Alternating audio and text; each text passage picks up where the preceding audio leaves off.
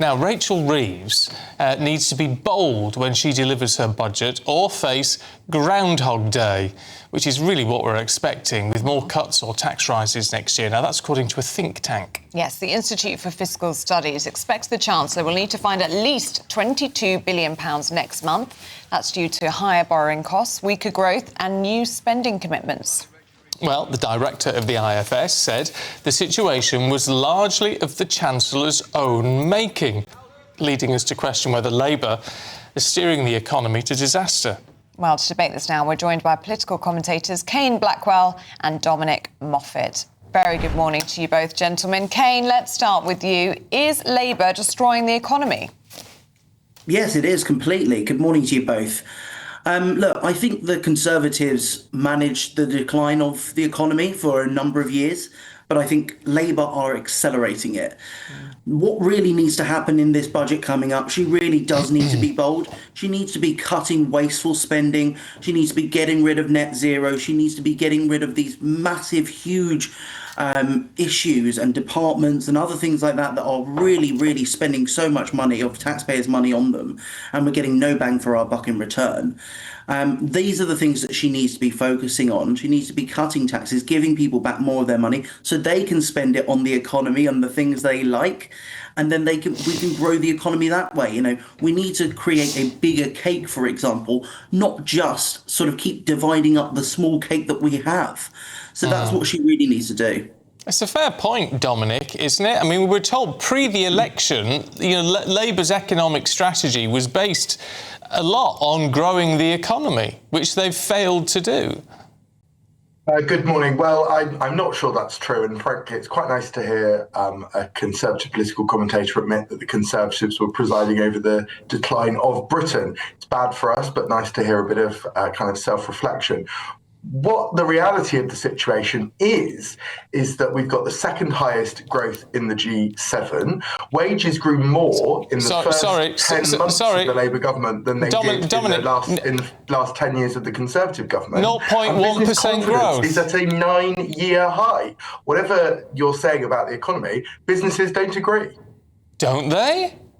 Don't they? I mean, really, you only have to look at the number of businesses who aren't hiring at the moment, because of the national insurance. Business confidence is at a 9-year high. That is a true record of how businesses actually feel. Whether or not we've got anecdotal feelings that some businesses aren't hiring at the moment, the fact is that people are having money put in their pocket by a Labour government that has promised 30 hours of free childcare a week. That's getting people back into work, and that we've got an economy that's actually finally growing and restabilising.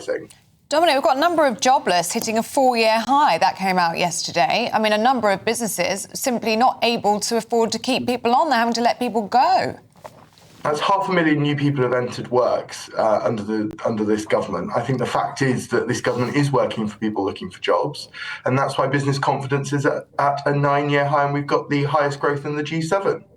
Okay. We talk to people out and about in the street in Middle England. People do not feel better off. They feel worse off. Now, you can say that's anecdotal, you can say that, but it doesn't really matter. It's what people feel. So if they are not actually feeling the economic success of this government, as you apparently say it is, then it really doesn't matter.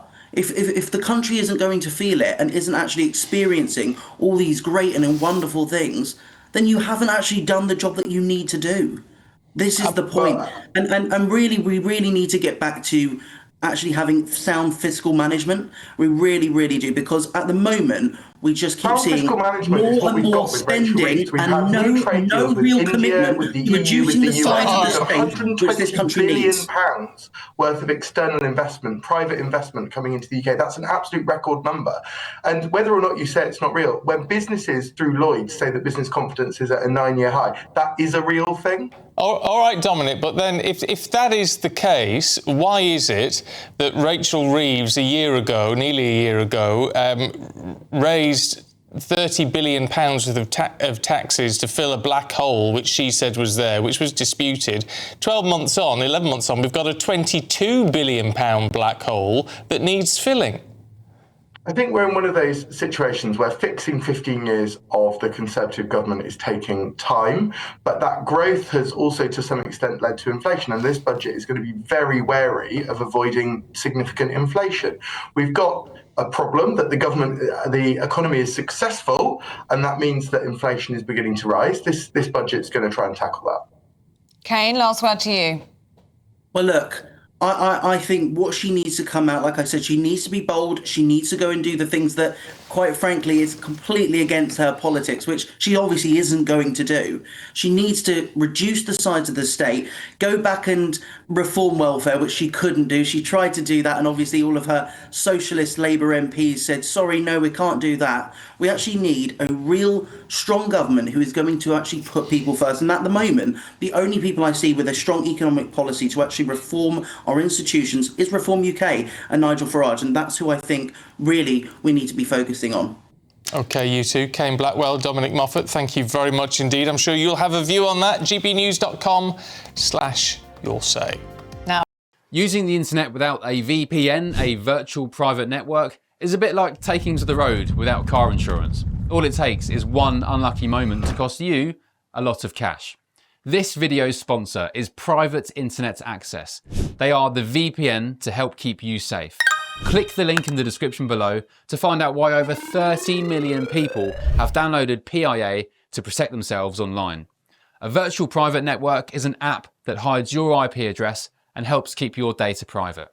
When you're browsing the internet at home, you give up a large amount of data to businesses, to shops, and indeed to social media giants too. Hackers have the ability to steal your personal data with ease, including sensitive information such as passwords, keystrokes, and even your personal photos. Private Internet Access helps protect your personal data by encrypting your internet connection to keep your data out of the hands of cyber criminals. And it's not just hackers either to be concerned about. Information can be censored too. When Canada passed their C18 bill, social media giants decided to ban news content on their platforms.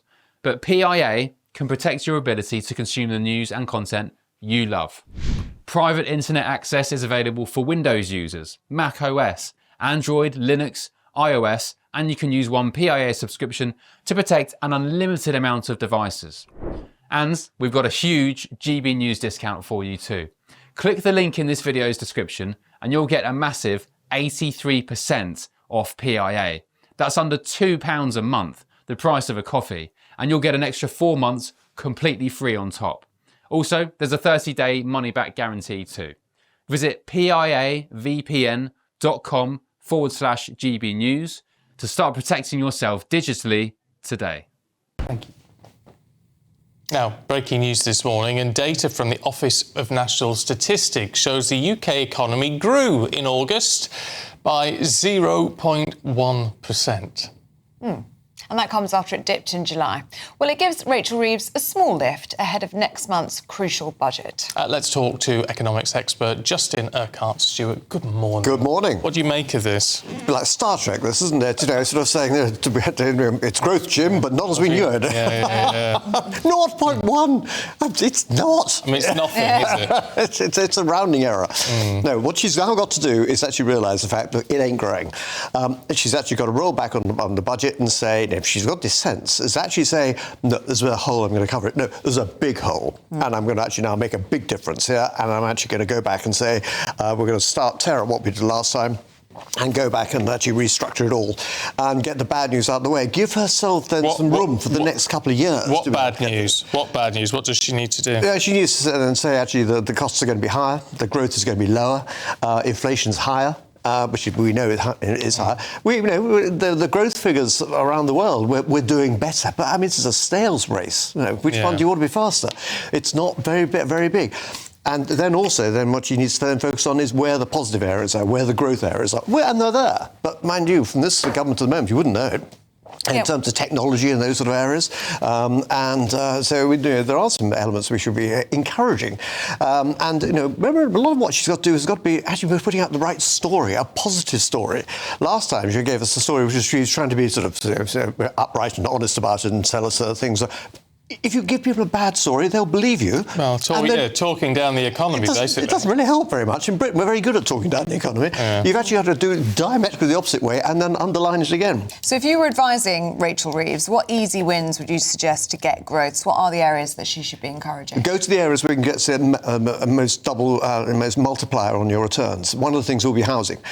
So things like stamp duty. I know, obviously, the Tory leaders have much been focusing on that, but as you look at how the stamp duty, you can adjust that really quite quickly and encourage more movement in housing. What does that do? Because every time you move house, the kitchen goes, the bathroom goes, the children go, but you will spend more money. As you spend more money, people will be paying more tax. That's more income coming in from the government. It gets more money going through the economy. That's short term. Second one you can do is then focus on those smaller companies. Remember, we're setting up 4,000 to 5,000 new companies a year. A lot of those are high-tech companies in those high-tech centres, not in London, but all around the country. Focus on those, get growth going, encourage more growth in those areas, and particularly secondary growth, not just start up, but the next stage thereafter. So you'll actually get some positive news there and some growth. But where does that leave taxes? Because one thing we've been told to expect is tax rises in the next budget. Now, we don't know what sort of tax rises, but it's likely to, in effect, fall under the sort of wealth category. Yeah. Now, is that a good way to make money, or does that stifle growth because you're going after the people who've actually got money to invest in everything else? Having an old-fashioned wealth tax is really stupid. What you need to do is create wealth. Once you create the wealth, then you can tax it. Squeezing lemons, don't do that. Actually grow an orchard, then you'll have enough lemons in the future. What you need to be able to do is actually then, if you have a fair tax at the moment, it's probably the broadest one you're going to be able to get, will be things like an income tax, which is unpopular, but actually covers everybody in terms of those people like me, who are now getting to the stage where we're becoming a pensioner, where actually you'll still have income, but that can still be taxable, as opposed to people who are working, which is national insurance. Which is a really stupid thing to try and hit, to actually sit there and say, we'll get the employers to pay more tax. No, it's the employers pay more tax. The employers end up not employing more people. That was just dumb. And so reverse that and just say, look, I have the income tax. And if I were them, no one's going to believe them, but sit there and say, we're going to have income tax going up by X amount for the next 5 years, 4 years, whatever it is, and then we'll put it in statute to actually say, we'll then bring it back down again. Nobody else is going to believe them, but actually it would allow them to actually get away with an argument to say this is now going to look fairer. Then get growth going. That's the main thing.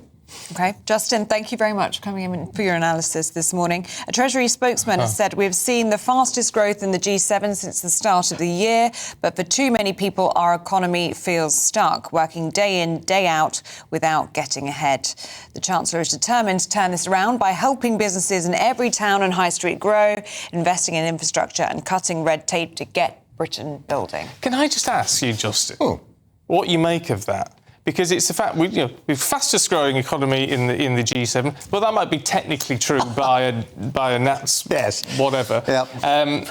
But for too many people, our economy feels stuck. Yeah, it doesn't. But it is stuck, isn't it? Well, it certainly feels stuck.